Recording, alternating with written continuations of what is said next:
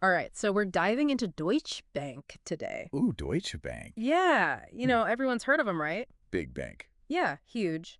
But what's it actually like to, To work there? yeah, to work there, to be an employee, Yeah. especially in London, London, big yeah. financial hub?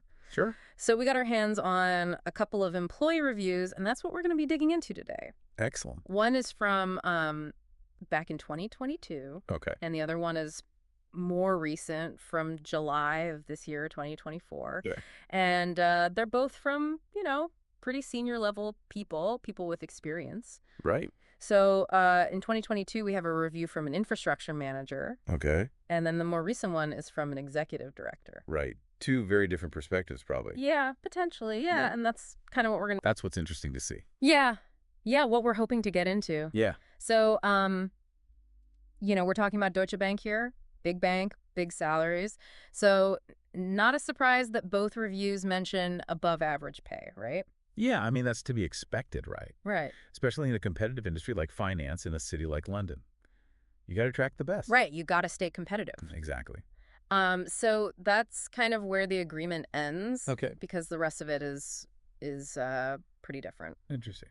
So let's go back to that 2022 review, the infrastructure manager. Okay. They actually had some surprisingly positive things to say, right? Like, they really seemed to like the people they worked with, called them lovely, which I thought was kind of a funny... Strong word. Yeah, it's a very strong word. And they praised the team structure, called it a flat structure. So that says something about the culture, at least within that team or department. Yeah. There could be pockets of, really healthy work environments, even within larger organizations, right? Yeah, absolutely. But here's the thing. Okay. This manager goes on to describe how just like the most basic tasks are insanely difficult. Okay. Just because of, bureaucracy, red tape, whatever. Right. Like they actually say it's draining just to do your job. Oh, wow. And that's kind of a red flag, don't you think? Yeah. I mean, when you hear that, especially from someone in a management position who you would think has, a certain level of autonomy and ability to get things done, Right. it's a little concerning. Yeah, and they give some pretty specific examples, like just basic stuff, IT support, suppliers. The essential. Yeah, the essentials. Even trying to set up a video call with a client is like this whole ordeal. Oh, I've been there. And this is Deutsche Bank. They should have top-notch tech. I Right? presume, yeah. Yeah, and you can tell this manager is just like at their wits' end because they actually plead with management. They're like, just get your tech and infrastructure processes sorted. That sounds like a cry for help almost. Right. Yeah. Okay, so fast forward to 2024, Okay. our executive director review. Mm-hmm. They're singing a similar tune, but on a whole other level. What do you mean? This person is complaining about these big, expensive initiatives that the bank is like pushing, but they're totally ineffective, a waste of money. Yep. Yeah, and they actually call out a specific program, the KD program. I don't know what that is, but apparently it wasted millions. Millions. Oh, yeah.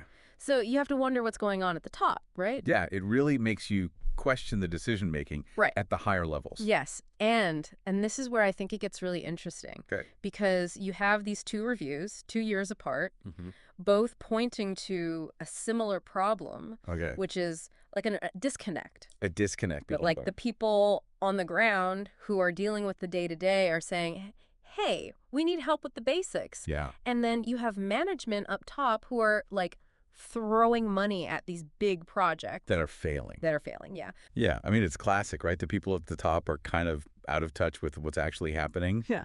Like a game of telephone, the message gets all jumbled up. Yeah, totally. And it's like, I don't know, almost ironic because the infrastructure manager back in 2022, they're practically begging for basic improvements. Right. And then 2 years later, you have this executive director criticizing the bank for making these like massive deals, like multi-billion-dollar And deals. the penalties for breaking them, probably. Yeah, exactly. It's like, where's that money going? Why not invest it in, fixing the stuff that your employees are telling you is broken? Right, exactly. It's fascinating. It is fascinating. It's easy to look at a big organization like Deutsche Bank and just make assumptions. Right. But these reviews, they give you a little peek behind the curtain. They show you that even in a place like that, there are real people with real frustrations. Right. And they actually care about making things better. Yeah, absolutely. And that's, I think, maybe the most interesting takeaway from all of this. Yeah. Both of these reviewers, they're not just complaining to complain. Right. They're offering solutions. They're giving advice. They want to be heard. Exactly. They want to see the company succeed. Yeah, so maybe that's a good sign, right?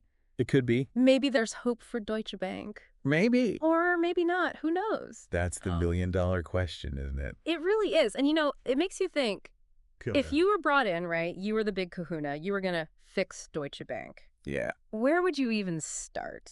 Wow. Would you start with, like, the little things? Like the tech, the infrastructure. Yeah, like make the employees happy. Make them feel heard. Yeah, or would you go for, like, a complete overhaul, like a top-down, like, shake things up? Big picture stuff. Yeah. I love. Big questions. Yeah. Deutsche Bank, who knows what the future holds? Only time will tell. That's it for this deep dive. We'll see you next time.